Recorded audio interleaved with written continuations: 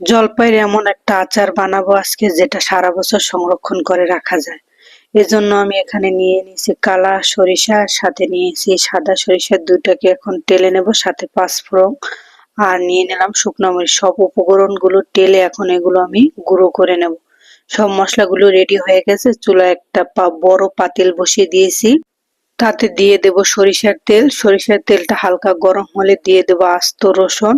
এখন আস্ত রসুনেরটা কিছুক্ষণ ভেজে নেব, তারপর দিয়ে দেব এখানে পরিমাণ মতো চিনি। যে জলপাই টক, এই জন্য চিনির পরিমাণটা একটু বেশিই লাগবে। চিনিটা দিয়ে আমি যে মশলাগুলো গুঁড়ো করে রেখেছি সব মশলাগুলো একে একে দিয়ে দেব। সাথে দিয়ে দিলাম হলুদের গুঁড়া, দিয়ে দিলাম মরিচের গুঁড়া, আর দিয়ে দিলাম পরিমাণ মতো লবণ।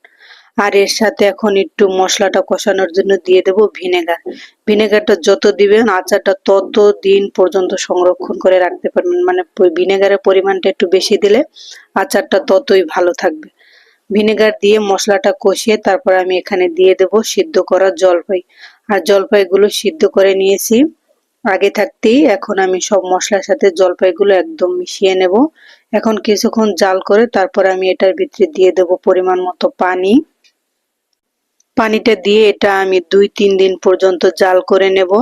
যেহেতু জলপাইয়ের আচারটা যত বেশি দিন জাল দেবেন ততই কিন্তু খেতে ভালো হবে। জাল করতে করতে এরকম একদম মশলা জলপাইয়ের সাথে শুকিয়ে এসেছে।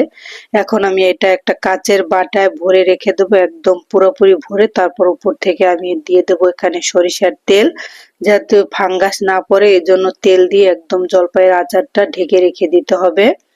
আর এই জলপাইটা ১ বছর একদম কোনো ঝামেলা ছাড়াই সংরক্ষণ করে রাখা যায়।